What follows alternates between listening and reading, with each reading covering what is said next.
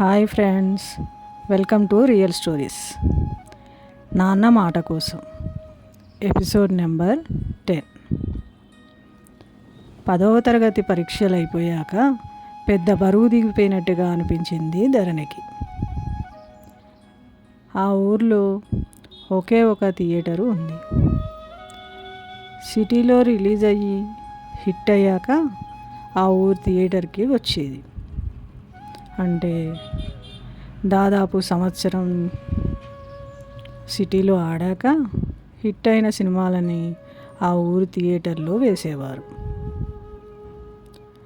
అలా వేసవి సెలవులలో మాతృదేవోభవ సినిమా థియేటర్కి వచ్చింది. అప్పట్లో కలర్ టీవీలు ఎక్కువగా లేవు కాబట్టి ఎవరో ఒకరింట్లో కలర్ టీవీ ఉండేది.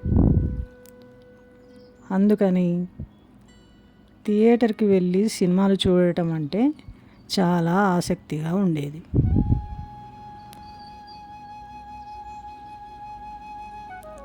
పండుగలకు, వేసవి సెలవుల్లో, ఆగస్టు 15కి, రిపబ్లిక్ డేకి, ఎగ్జామ్స్ అయిపోయాక కూడా సినిమాలు ఎక్కువగా చూసేవారు.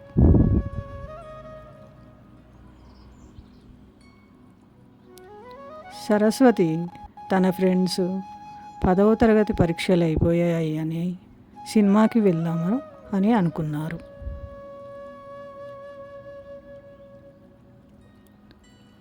ధరణిని కూడా అడిగారు. ధరణి, మేమంతా సినిమాకి వెళ్తున్నా, నువ్వు కూడా వస్తావా? సినిమా కంటే మా నాన్న పంపించడే, మీరు వెళ్ళండి అని అంది ధరణి. అబ్బా, నువ్వు రావే, అందరం వెళ్తున్నాం కదా అన్నారు ఫ్రెండ్స్.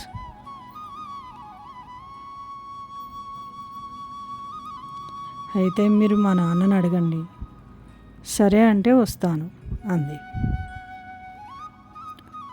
అమ్మో, మీ నాన్న?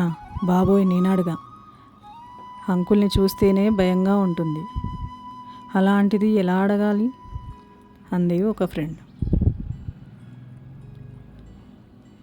సరస్వతి అడిగితే పంపిస్తాడు అంకుల్ అంది ఇంకొక ఫ్రెండ్. అవునవును, సరస్వతి అడిగితే పంపిస్తాడు. సరస్వతి, నువ్వు అడగవే అంది మరొక ఫ్రెండ్. సరే అంది సరస్వతి.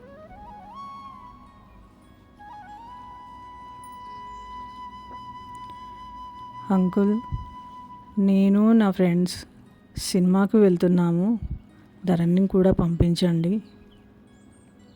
సినిమాకా? వద్దు వద్దు, ఇంట్లో టీవీ ఉంది, డిష్ కూడా పెట్టించాను, చక్కగా ఇంట్లో చూడండి సినిమా. టీవీలో కొత్త సినిమాలు రావు కదా అంకుల్. ఎందుకు రావు? డిష్ అతను కొత్త సినిమాలు వేస్తున్నాడుగా. వేసవి సెలవుల్లో ఇంకా కొత్త సినిమాలు వేస్తాడు, కలిసి అందరం చూద్దాం.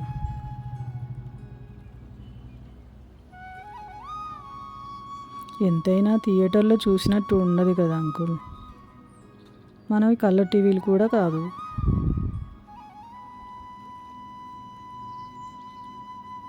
ప్లీజ్ అంకుల్, పంపించండి, సినిమా చాలా బాగుందట, మా చెల్లెల్ని కూడా తీసుకెళ్తున్నాను అంది సరస్వతి.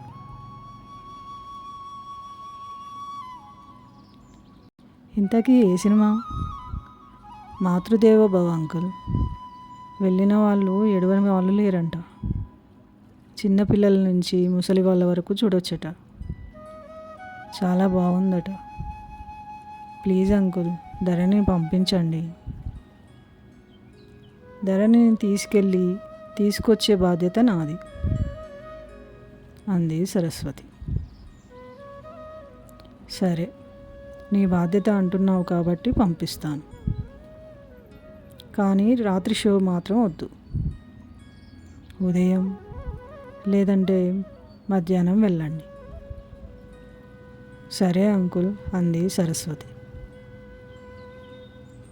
ఆ మాటలు విన్న ధరణి సంతోషంతో సరస్వతిని గట్టిగా కౌగలించుకుంది.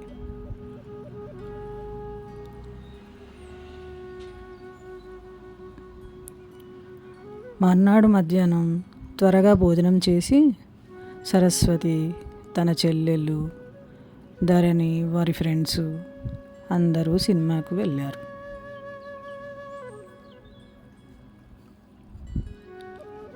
సినిమా హాల్లో అందరూ పెట్టుకున్నారు. సినిమా చూస్తూ ఎవరు ఏడవరో చూద్దాము అని. నేను ఏడవను, నేను స్ట్రాంగ్ అంటూ అందరూ ఛాలెంజ్ చేసుకున్నారు. కానీ సినిమా చూస్తూ అందరూ ఏడ్చేశారు. సరస్వతి చిన్న చెల్లి సుధను, నీకు సినిమా ఏమర్థమైంది, అలా ఏడ్చేశావు అని అన్నారు. ఏమో తెలియకుండా వచ్చాయి అంది సుధ.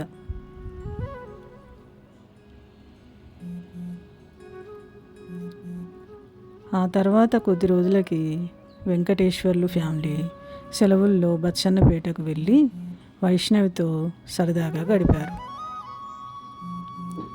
ఇక్కడ ధరణి షాపులో కౌంటర్ దగ్గర కూర్చొని లెక్కలు చేస్తూ ఉండేది. మనోహర్ వ్యాన్లో డ్రైవింగ్ చేస్తూ ఒక వర్కర్ని తీసుకొని పక్క ఊరికి, సిటీకి వెళ్ళేవాడు. టెంట్లు తీసుకొచ్చేవాడు. అలా ఆనందంగా వేసవి సెలవులు అయిపోయాయి. నెక్స్ట్ ఎపిసోడ్ నెక్స్ట్ ఆదివారం వస్తుంది. Please subscribe. Thank you.